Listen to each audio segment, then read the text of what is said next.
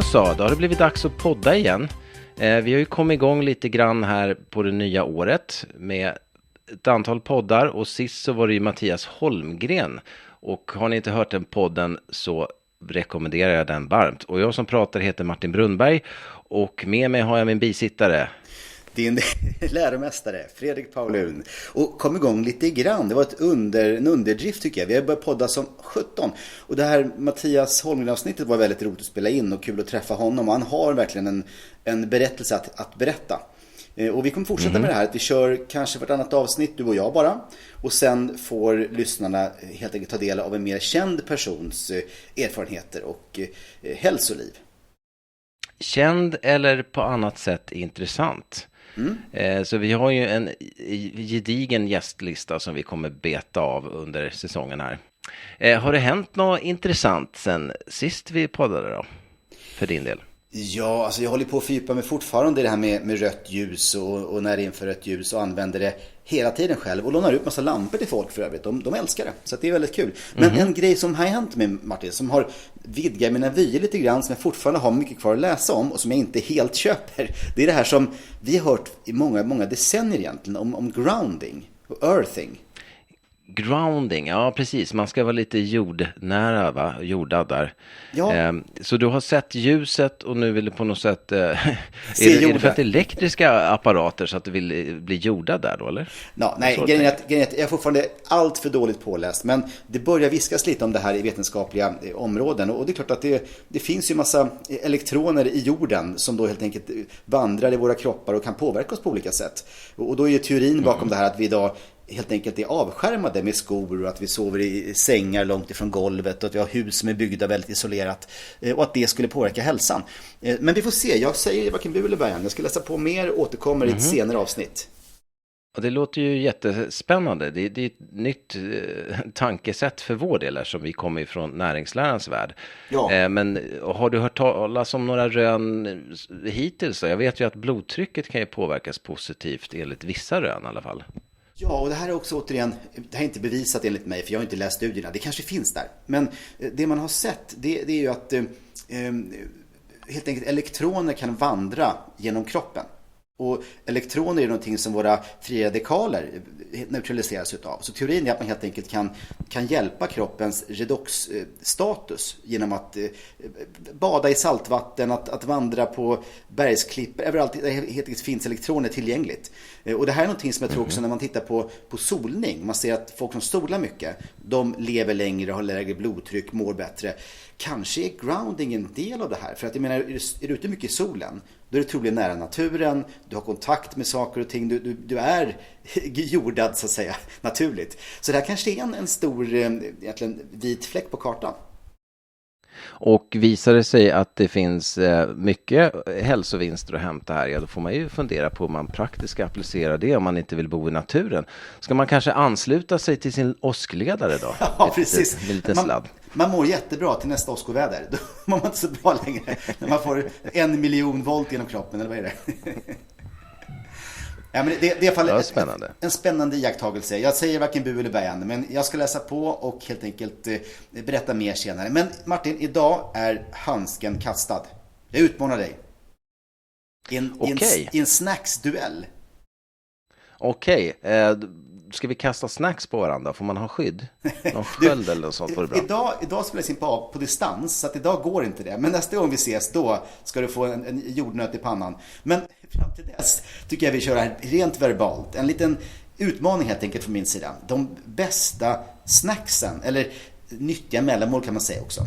Och så får jag slänger ut den och sen får du kommentera. Men du måste vara ärlig, säg inte bara diss, utan säg också om det är någonting bra med det. Men innan du gör det så måste jag ju säga att du är en sån här snacksande människa. Det är ju inte jag. Ibland så gör jag det kanske på någon fredag eller lördagkväll. Men jag vet ju också att du har många hälsosamma snacks hemma. Och så fort jag ser mat, då hamnar min hjärna i någon slags mission att jag måste äta upp allting som jag ser. Så jag brukar liksom tugga i med dina snackskålar där. Sen kom jag på att man kanske skulle ta ett par stycken. Att det var det som var tanken. Men det är så bra, du kan inte få gamla grejer som ingen äter. Så ställ fram det till dig, så när du går hem härifrån, då är det tomt. Då har man liksom använt allt. Nej, helt ärligt, du får alltid fräscha grejer. Jag vet... Jag vet ju en gång så hade du med dig torkad bläckfisk från någonstans i världen till mig. Det var ju ett utsökt snack. Nej, det var ju faktiskt vidrigt. Det smakade ju gammal landflutet i hamnen. Ja, det är en smaksak. Det är mycket faktiskt i Asien, mycket sådana snacks. Torkade bläckfiskar och fiskar och sånt där. Och det är Japan har ju mycket sånt. Ja, och det är en speciell smak. Det är som att man älskar sån här syntetisk körsbär i USA. Det ska vara cherry cola och cherry. Då är det här fisksmaken populärt i Asien. Men där säljer man ju chips till exempel med sån här algsmak och så vidare. Så det är, tror jag, mycket glutamat i. Absolut, mycket glutamat. Men jag tror det är också mycket nedlärt helt enkelt. Att det här har man smakat på när man var 6 månader och tycker om det av det skälet. Ja, det är intressant. Jag vill nästan börja, får jag det? Du får det, och nu tänker jag så här, det här är alltså snacks eller lätta mellanmål som vi själva äter i alla fall någon gång per år. Köper du det? Ja, absolut. Och då kan jag säga ett snack som jag gjorde bara för någon vecka sedan, det var popcorn. Mums. Jag älskar det. Jag vet ju att du har ju till och med en popcornmaskin ju. Ja, jag har en sån här liten biopopcornmaskin. Och roliga med den är att där kan man inte bränna popcornen. Utan det blir perfekt temperatur. Det är väldigt visuellt. Det poppar på ett roligt sätt. Och det fyller upp och det blir massor. Så att det räcker till hela familjen på 6 personer och några kompisar till ungarna. En sån här laddning. Och då har jag alltid en ekologisk olivolja i botten. Och sen kör jag ekologiska popcornkärnor. Men jag kan säga så här. Popcorn finns ju även i sån här cheddar-smak. Och det finns ju mikropopcorn och sånt. Vad tycker du om det? Nej, där tappar man ju en hel del, för att det är ju en ingredienslista som är oftast ganska lång på de där produkterna. Så där ger jag nog tummen ner, utan jag poppar mina själv då. Och sen kan man ju smaksätta med alla möjliga saker. Något som jag ofta har, som de som känner mig är ju inte förvånade över det, men det är ju paprikapulver. Det har jag i 5 sorter och använder i allt nästan som jag lagar, inklusive popcorn. Ja. Och popcorn är ju naturligt fullkorn, ska ni veta. Det är antioxidanter från det gula skalet. Det är zeaxantin, lutein. Men det finns ju även blåa popcorn och röda popcorn. Och sen är det ju också alfa-karoten i vanliga popcorn. Ja, men det är det, precis. Så mycket fibrer och så. Men har du ätit de här blåa och röda popcornen? Det har jag faktiskt inte, men det låter som att du har det. Du ska ju alltid bräcka mig på alla sätt du kan. Hittar jag något naturligt blått eller rött, då käkar jag det. Det är nästan ofrånkomligt. Men saken är att själva popcornen blir nästan bara knallvita. För det är så lite skal och så mycket innan jag mäter dem där. Så de är inte blåa när de är poppade. Men det finns antioxidanter, det finns antocyaniner i. Samma som i blåbär, de här blåa till exempel. Så att de bidrar, tycker jag, med ytterligare en dimension. Men de är lite mindre, lite torrare kanske. Men ett kul alternativ. Men de här vanliga gula tycker jag är toppen. Absolut, jag håller med allt vad du säger. Och sen är det väl också så att tillgängligheten på antioxidanter ökar när man poppar popcornen. Jag tror att du har lärt mig det någon gång. Ja, men det är så. Du kommer ju in i kärnan. Du spräcker ju själva det här svårsmälta höljet. För äter du majskorn, då vet man ju hur det ser ut i toaletten dagen efter. De går ju rakt igenom. Så det är svårt. Vi lägger ut en bild sen i shownotesen hur det ser ut dagen efter. En av dina som du brukar ta, för du tar väl varje dag bilder på vad du gör, eller? Ja, det är till min dagbok. Ja. Nej, men är det inte så också att kolhydrathalten blir lägre när man poppar popcorn jämfört med majs? Att en del av kolhydraterna blir fibrer? Den är spännande. Det har faktiskt inte jag hört eller sett, men det är inte omöjligt. Med tanke på resistent stärkelse i andra stärkelseprodukter. Jag kan säga att jag har hört det, men jag har inte läst det i något vetenskapligt sammanhang. Så vi får väl förpassa det till en hörsägen tills vidare kanske. Det är bra. Och vi kan ha ett mål nu här, Martin, att vi tillsammans ska lyckas föda fram en lista på 10 bra snacks. Vad säger du om det? För då slänger in nästa här. Popcorn är nummer 1. Popcorn, den är med, absolut. Och nu tänker jag så här, det här är beroende på vad man har till förstås. Men jag gillar ju en bra söt melon, honungsmelon eller cantaloupe eller något i den stilen. Och sen någon typ av lufttorkad skinka till. Ja, alltså jag visste att den där skinkan skulle komma, för den kommer alltid upp. Men det är ju så gott. Och det blir lite grann mer mellanmålsbetonat, men alltså melon och skinka är ju en klassiker. Det är en klassiker. Och jag kan säga så här, det jag gillar med det är att proteininnehållet i skinkan är ju 35% ungefär. Det är alltså jättehögt jämfört med vanlig skinka som är massa fukt i. För den är ju torr helt enkelt. enkelt. Den har torkat och koncentrerats. Men sen finns det ju lite lustiga ämnen som bildas vid själva lagringen. Så det är väl det som talar emot det. Men om jag äter lite lufttorkad skinka och melon på fredagskvällen som någon slags snack eller så, känns det okej? Godkänner du det?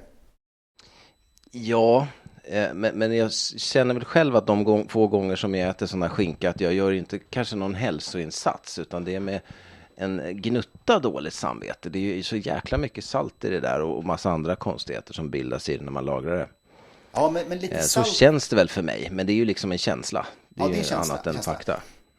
Och jag kan säga de problemen med kött som man tittar på, när man tittar på studier och kött till exempel, man ser att mycket kött i maten kan öka risken för tarmcancer och så. Det är ju väldigt luddigt mått egentligen. För man borde ju mäta som för bara chark eller bara någonting. För jag menar, en hamburgare på McDonalds, det är ju kött enligt de definitionerna. Så att käkar man mycket McDonalds, då är det många portioner kött i veckan. Och äter du mycket corned beef eller bacon, som kanske inte är så nyttigt, då är det också kött enligt definitionen.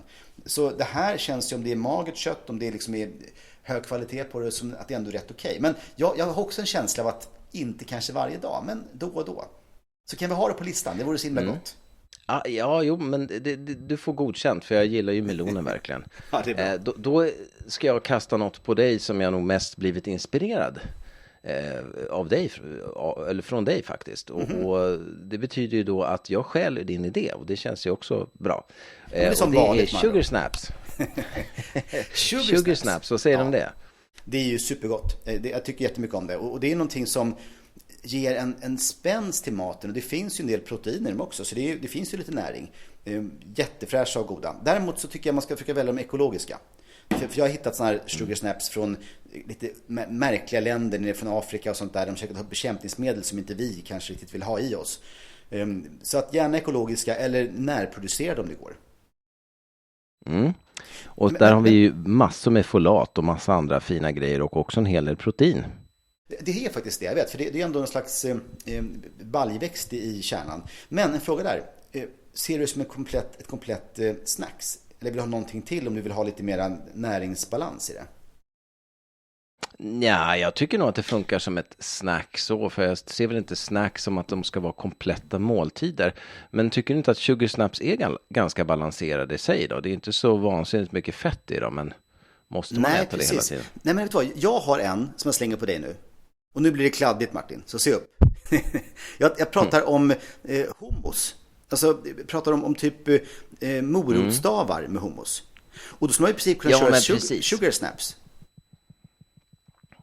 Ja, men det funkar ju. Det blir lite grann så här viktväktar 80-talsmeny, att man har lite morotstavar i en gräddfilsdipp. Fast hummus är inte gräddfilsdipp. Det är gott och det är nyttigt och det är fiberrikt och protein. Hummus, måste jag säga, det är ju riktigt bra. Vad är hummus förresten? Vet alla lyssnare det, tror du? Ja, alltså det är alltid kikärtor som bas. Sen brukar man ju ofta ha tahini, som är ju sesampasta. Och sen lite olja och vitlök. Men sen kan man ju krydda med spiskummin och chili och allt möjligt som man känner för.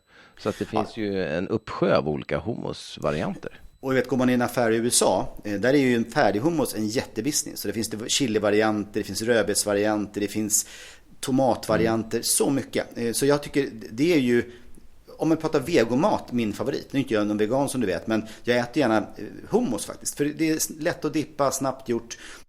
Jag minns när jag var mycket i USA, då hade jag ju en sån här guilty pleasure. Jag hade faktiskt sån här, taco-chips hemma. Så ibland när man var hungrig tog jag 3-4 sådana och doppade i någon sån fantastisk färdig hummus och ansåg att det var ett okej snacks. Men jag slänger inte upp det på listan här nu, utan jag vill ha morotstavar. Eller då dina sugar snaps. Det tycker jag är en bra alternativ. Då är det min tur. Ja. Och någonting som jag har snacksat en del på senare tid, det är ju faktiskt citrus. Jag har insett genom åren, och jag tror en del nära mig också insett, det är att om man ger sig hän åt de här söta frukterna, då minskar behovet, eller lusten ska jag väl säga, på godis och den typen av sötma. Att det är liksom fullgott och man får sitt lystmäte. För det är också att det överäter man inte på samma sätt, och äter man mycket apelsiner då mår man ju aldrig dåligt. Alltså man känner sig inte förgiftad som man lätt kan bli av godis då. Ja, du har helt rätt i det. Och saken är att tittar du på fruktkonsumtion generellt, så är det kopplat till hälsa. Även alltså hög konsumtion av frukt. Så att jag vill säga att det är ju ett fantastiskt snack. Så jag försöker ju själv alltid ha välfylld fruktskål hemma. Och det är en del citrus, men också mycket kiwi. Det gillar jag, för det är så här koncentrerat och härligt. Men jag köper det där. Det är ju, som du säger, de är som bäst nu också. Och faktum är att när jag var ute och reste nu så åt jag sån här pomelo. Sån här jättecitrus. Och då skalar man liksom av både skalet och innerskalet, så blir det bara som såna här små fruktkapslar, som kallar det, som faller sönder i munnen. Det var otroligt gott. Lite en beska, lite grapehållet, men ändå väldigt sött och så. Det kan jag tipsa om. Hittar ni färsk pomelo, det måste ni bara äta. Och en liten brasklapp där, att det finns ju vissa som känner en smak som inte alla gör, som finns i grapefrukt, och de hatar ju grapefrukt. Och den finns ju också i pomelo eller pomelo, hur man nu väljer att uttala det. Ja, precis. Men testa. Lär dig om dina smaklökar helt enkelt. Men vet du vad? Jag kontrar nu med någonting lite fishy. För jag gillar ju ändå att ett snack är ganska matigt och faktiskt att man står sig på att det blir en slags övergång till ett mellanmål nästan. Då vill jag testa på dig räkmacka med sardiner i tomatsås på, som man mosar ut. Herregud. Alltså då är det någon sorts bröd med fullkorn, misstänker jag. Och sen har du sardiner, tomatsås du mosar ut, och sen så har du räkor ovanpå. Nej, inga räkor, utan sardiner i tomatsås bara. Du nämnde räkmacka. Det är kanske... Rågmacka. Spannmålet råg. Och ska vi helt ärlig, jag tål ju inte gluten, Martin, det vet du. Så jag kör ju en glutenfri variant som jag köper. Sån här jättebra glutenfria utan tillsatser och grejer. Så jag har en variant på det, kan man säga. Frörik variant. Men jag älskar det här för det är så enkelt. Matigt, det funkar ju... 2 minuter. Ja, det funkar ju som en lunch. Och där har du ju komplett måltid med kolhydrater, fett och protein och massa antioxidanter. Kan jag bara göra en inflika att nu har du zoomat in kameran på ditt skrev, så jag ska inte se ditt ansikte, så det är därför vi interagerar lite dåligt, tror jag. Jag bara interagerar med din nedre region just nu. Ja, det ska vi undvika, för jag har inte så mycket att bjuda på. Där, ska se. Är det bättre där, eller? Ja, där ser jag dig så. Igen. Nu vänder jag på mig. Det är bättre. Härligt. Då har vi tagit 5 stycken, va? 5 är vi uppe i. Så släng upp nummer 6 nu då. Får vi höra vad du har att bjuda på. Då säger jag pistagenötter. Och den har ju flera fördelar enligt mig. Alltså dels har ju den här pistachioeffekten som du pratar om, att man sitter och skalar pistagenötterna, så man får ju jobba för kalorierna. Sen är det mycket antioxidanter i. Och sen är det också såna här steroler som faktiskt sänker kolesterolvärden på ett dosberoende sätt. Och dessutom är det mycket protein. Det är den mest proteinrika nöten faktiskt. Så att den ligger väldigt bra till. Jag älskar den också. Och där tycker jag till och med att de här rostade, saltade funkar väldigt bra. Ja, jag ger tummen upp för dem också. Ja, det är grymt. Och faktum är att min nästa punkt är en släktig till det här, kan man säga. För jag gillar ju att köra såna här trailer mix, eller vad man ska kalla det, studentenfutter på tyska. Alltså torkade frukter och nötter. Det kan vara alla möjliga varianter. Säg att du är en fattig student och kanske cashewnötter och russin. Men just kombinationen av de här torkade frukterna, som kanske skulle lite blodsockersvängningar om man käkar dem separat, men tillsammans med en sån mättande och blodsockerbalanserande nöt. Det gillar jag. Ja, jag kan väl se en viss risk i det, att jag äter lite mer än jag tänkt, för just det feta och det söta ihop är lite förrädiskt. Men det är ju väldigt bra mat, det är ju bra näring. Men om du äter sig 70 gram av det här, det är ganska mycket ändå. Då får du, säg 400 kalorier kanske, något sånt, 350. Det är ju ett ganska lagom snack. Ja, om man ser det som en måltid. Men snack kan ju också vara någonting som man äter efter middagen för att man dricker en kopp te kanske, eller ett glas vin eller något sådant. Ja, absolut, så är det ju. Exakt, det finns olika tillfällen man kör snacks. Men jag gillar det, jag tycker det är bra. Ofta på resande fot har jag, när jag behöver någonting lite pick me up. Man sitter på tåget och på väg till en föreläsning. Det ger bra energi som känns oprocessat och helt och nyttigt. Men ändå till ett bra pris och utan massa blodsockersvängningar och grejer. Då är det min tur. Och då säger jag frystorkade bär. Det är ju en ganska lyxig produkt, men det är ju väldigt mycket god smak, och det är också en väldigt låg överätningsrisk om man tänker blåbär till exempel, eller hallon eller jordgubbar. Ja, det är så ett koncentrat av antioxidanter, det är helt sjukt. Faktum är, idag när jag kom hem här så att min 9-årige son och käkade såna här frystorkade hallon. Och då skrattar pappa gott. Det är man nöjd och glad när man fått sådana vanor. Ja, men det förstår jag. Det ska du vara stolt över. Jag håller med om det. Och det är ju en smakexplosion faktiskt. Nackdelen är ju priset. Att det är ju oftast väldigt, väldigt dyrt. Speciellt om du köper små portionsförpackningar. Men där har jag lärt mig att köper man större förpackningar, då kommer kilopriset ner till hälften kanske. Men en sån här liten 40-grammare kan ju kosta hur mycket pengar som helst. Ja, men verkligen. Så är det ju med det mesta. Jag är ju en storpackskonsument av både Capris och sardeller. Så jag köper min Capris i 2,4 kilos förpackningar. Det är spännande. Och sardellerna tror jag är 600 eller 800 gram. Men alltså kilopriset är ju bara en bråkdel mot de här små burkarna i affären. Ja, verkligen. Och det kan man tänka att man kan frysa också om du skulle knipa. Man känner att nu hinner jag inte äta upp det här. Ja, det håller också väldigt bra. Men det är kanske lite för tufft att snacksa på Capris och sardeller. Så de kvalificerar sig inte in på vår lista tycker jag. Nej. Ska vi se hur många uppe nu? Är det 8 eller? Jag tror det. Och nu är det din tur och sen har jag en på slutet. Men jag vet inte tusan vad jag ska ta då. Men... Och nu ska jag chocka dig Martin. Jaha, McDonalds små hamburgare med ett glas vatten till. Nej. 8 gram protein, 8 gram fett, 13 gram protein, 10 spänn eller vad det kostar. Och så vatten till det. Om det kniper. Ingen pommes, ingen läsk, ingen Sunday. Är det bara för att du är principiellt mot McDonalds? Eller är det för att det är både och alltså. Dels det där köttet som är så finmalt med olika typer av slakteriavfall som jag knappt vill tänka på. Och sen så har vi brödet som innehåller massa socker och helt fiberfritt. Nej tack. Okej, vi struntar på den. Sätter det på listan. Och faktiskt, när jag äter det har hänt kanske 3 gånger senaste året. För jag har varit svinhungrig på väg någonstans. Då äter jag bara köttet om jag ska vara ärlig. Jag äter inte brödet, jag tår inte gluten så jag struntar i det. Jag är hellre hungrig, jag svälter ihjäl hellre, säger jag. Nej, det tror inte jag på. När du sitter där dag 3 på Robinson och det kommer in en Big Mac-meny, då äter du den. Och frågar efter en Sunday efteråt. Det är jag säker på. Okej. Och då är jag som ska ta den sista då. Och torkad frukt betar du ju av tidigare ihop med nötter. Men jag äter sällan de två sakerna tillsammans. Äter jag torkad frukt så äter jag det för sig. Men jag har faktiskt konsumerat väldigt lite av det de sista åren.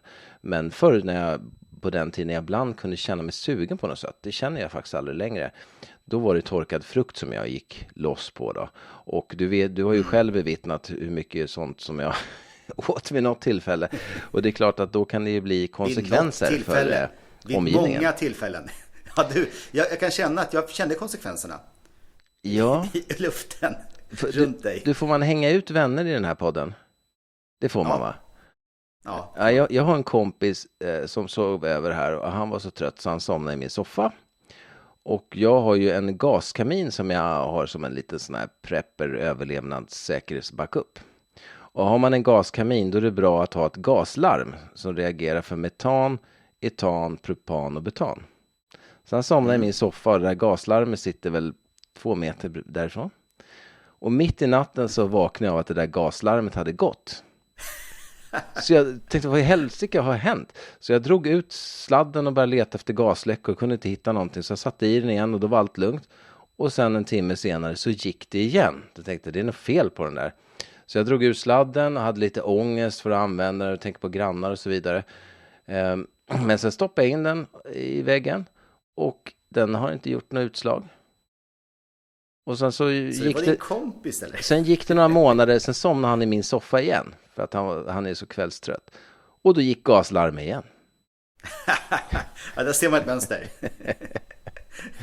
Ja, han kommer bli så sur när han hör att jag tog upp det här på podden. Nej, men det är inga namn.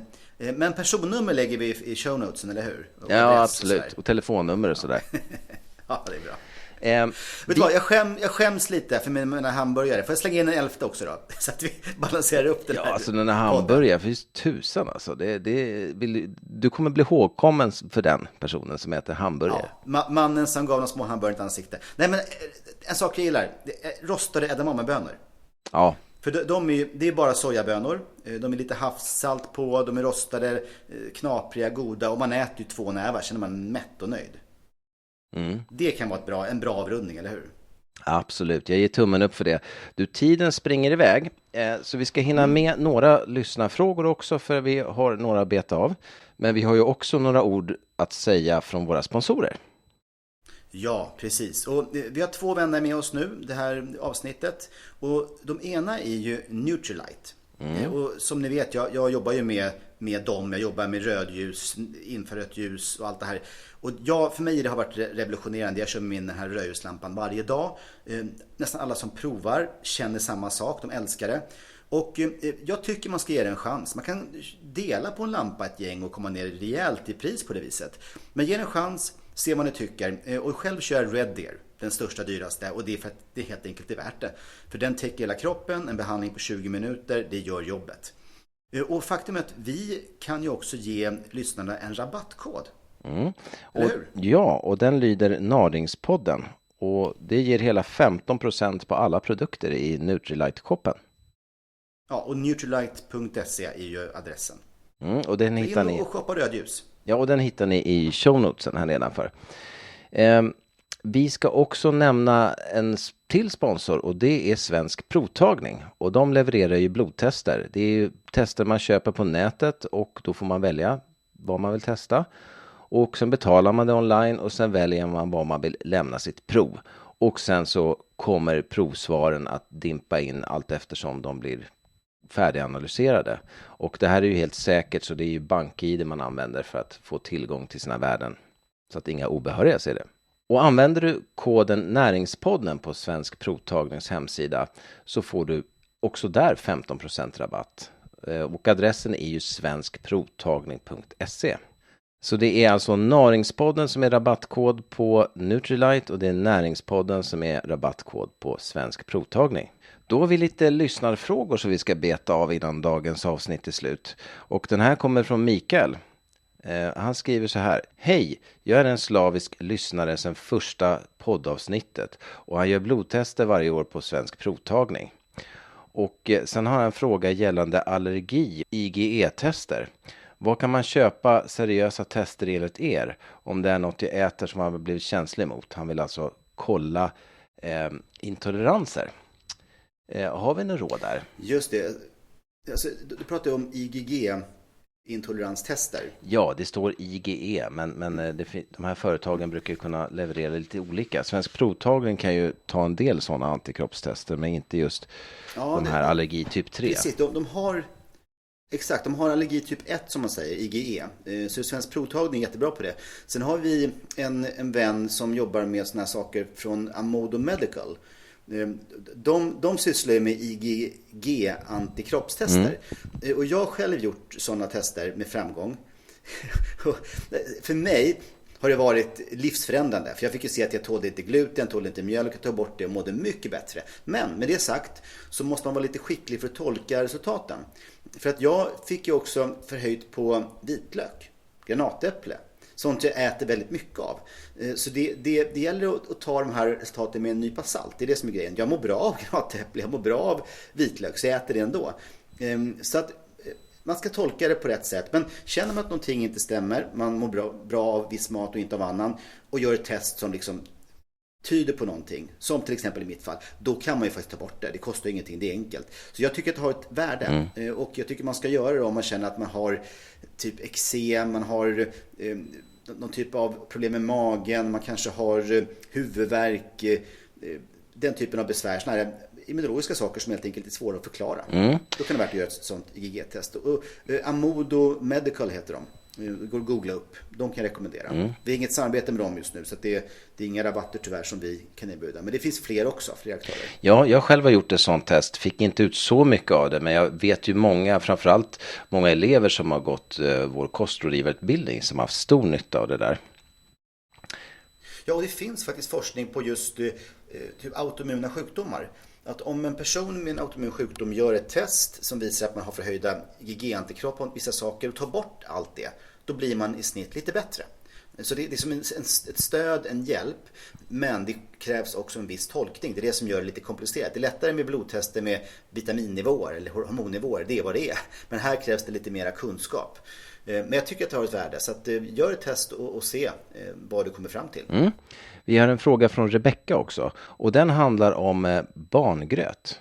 Det står i alla rekommendationer att man ska ge den industriellt framställda pulvergröten till bebisar. Bland annat står det på Livsmedelsverkets hemsida att för barn under 1 år är det bra med berikad pulvergröt eftersom den ger mer vitaminer och mineraler än hemlagad gröt. Bland annat är det rik på järn som små barn kan ha svårt att få tillräckligt av. Och hon tycker att det går emot hennes sunda förnuft. Hon har 3 barn och den yngsta är 9 månader. Och hon gör hemmagjord gröt till alla barnen. Jag förstår ju Rebecca i den känslan, just att ska man ge en hårt processad industriprodukt till en bebis, att det skulle vara ett bättre alternativ. Är det det?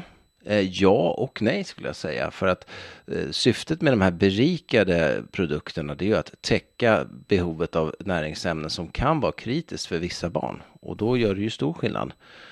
Men å andra sidan så är det ju en hel del saker som är mindre hälsosamma i hårdprocessade industriprodukter. Nu vet jag inte om det gäller just för de här grötarna då, men det ligger nära till hands att tro det. Och jag menar, förr i världen, då ammade ju barnen väldigt mycket.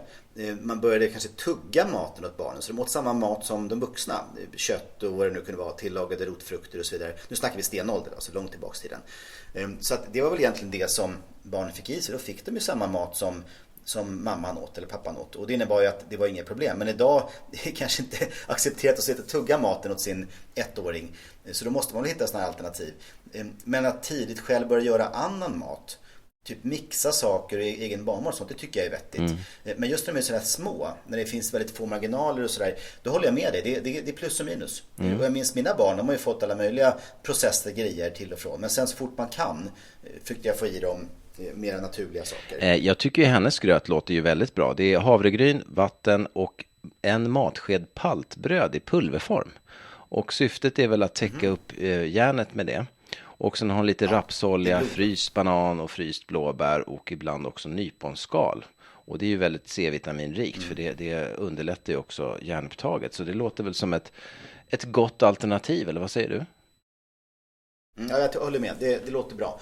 Men det är en tid av villrådighet och tveksamheter och mycket att tänka på. Så jag förstår att det inte alltid känns så lätt när man har små barn. Sista frågan kommer från Elisabeth. Och hon tackar för en superbra podd. Och hon har en fråga om proteinpulver och då framförallt kasein. Hur farligt är det? Hon har googlat det och hon har sett påståenden som att det är cancerframkallande, det är morfinliknande substanser i och det är generellt skadligt då man kan använda det till lim. Och hus har blivit skadade av kasein eftersom det finns i flytspackel. Hon har själv konsumerat kaseinpulver tidigare men blir nu lite fundersam vilket protein hon ska välja i proteinform då. Vore superintressant att höra våra tankar kring det. Och ja, alltså är saker och ting farliga? Alltså allt kan ju vara farligt förstås om dosen är tillräckligt hög, och det omvända gäller ju också att är dosen tillräckligt låg så är ingenting farligt. Men vad säger du? Äter du kaseinpulver? Nej. Jag har blivit intolerant. Och det är väl det som jag tycker är lite jobbigt också, att jag är troligen ganska prone, alltså jag är benägen att få intoleranser. Som du vet, det är en del grejer jag inte tål och sådär. Och det känns som att just de här sakerna jag har ätit pulver utav, mjölk, proteinpulver, lite äggpulver och sånt, har jag också fått en känslighet för. Så jag vet inte om det är att man får så mycket av det, att det är så raffinerat processat att det påverkar tarmen på ett annat sätt. Men jag är sunt skeptisk till den här typen av ultraprocessade produkter. Jag äter istället bara rena proteinkällor. Jag äter kycklingklubbor, jag äter sådana saker. Så du rekommenderar alltså inget proteinpulver att substituera kasein med? Det finns ju, alltså, jag tror att om man ska göra det, äta proteinpulver, då ska man nog variera källorna lite grann. Så man inte får mycket av samma hela tiden. Tror jag med. Men det bästa tror jag är att äta keso i sådana fall, eller äta ost som är naturligt kasein. För det är ju betydligt mindre processat. För det är mycket sådana här AGE och sånt i proteinpulver som bildas av ultraprocessning. Och det gäller väl framförallt mjölkbaserade, men det gäller väl generellt proteinpulver just eftersom det är så utsatt också för härskning eller oxidation då. Ja, exakt, det är så. Och ju mer kolhydrater det finns i proteinpulver, desto värre är det. Så sådana här rena mjölkproteinpulver med laktos, där bildas det mycket AGE. Och AGE är ju sån här advanced located end product som ökar inflammationerna i kroppen och påskyndar åldrande helt enkelt. Det som finns i chips och så också som man helst inte vill få i sig. Får man cancer av kasein då? Jag kan inte säga varken bu eller bä, eftersom jag inte sett några studier specifikt på det. Jag har inte sökt heller. Men jag kan titta på det till nästa avsnitt. Men jag har svårt att se det, mekanismen. Ja, alltså om man tittar på mjölk så finns det ju rön som säger att det både ökar risken för vissa cancerformer och minskar för andra. Och kasein kommer ju från mjölk. Sen betvivlar jag på att det finns några bra studier gjorda på det området. Men det man kan säga med säkerhet att skulle det finnas någon sån effekt så kan inte den vara jättestor. För då hade man ju märkt det vid det här laget. Det här med att det... Och det är troligen någon tillväxtfaktor och sånt säkert som gör det i sådana fall. Och tillväxtfaktorerna är ju troligen ganska förstörda i processen. Vad säger de om att det finns morfin i kasein då? Ja, men det finns alltså exorfiner som det bildas. Som är helt enkelt då ämnen som binder till opiatreceptorerna i kroppen. Så man blir lite så hög på det. Och det är ett sätt att få kalven att dricka mer mjölk. För kalven får en belöning och den dras till spenarna och mer mjölk konsumeras. Och vi får samma effekt. Ja, och det gäller ju också människokalvar då. Att de ska bli belönade av det. Det här med att hus blir skadade för att det finns i flytspackel. Ja, alltså det som skadar ett hus kanske inte automatiskt skadar en människa, tänker jag. Men jag vet för lite om det för att kunna säga någonting mer konkret än så. Ja, samma här. Nu är det hög tid att avrunda. Och jag vill ju som vanligt tacka er som har lyssnat igenom det här avsnittet. Och ni får hemskt gärna komma med frågor, synpunkter, förslag på ämnen vi ska ta upp. Och är ni nyfikna på våra sponsorer så hittar ni lite information om dem i shownotesen här under. Och vi kan säga också att ni som gillar Näringspodden VIP kommer förslag på kändisar ni vill att vi tar in i podden. Och kommer ett förslag som är seriöst, vi lovar att fråga. Sen får vi se om vi får ja eller nej. Men vi har ganska många bra också nu i pipeline. Många spännande stora namn. Spännande. Det kommer bli kul. Så ni kan ju förvänta er Madonna eller Bruce Springsteen i kommande avsnitt då, eller? Ja, de vill komma samma vecka bara, så det är svårt att få in dem. Så jag säger nej till båda faktiskt. Ja, det var bra. Det blir som konkurrens och så mycket käbbel. Ja, men det låter bra. Men ha det så bra så hörs vi i nästa avsnitt. Ha det gott alla. Hej.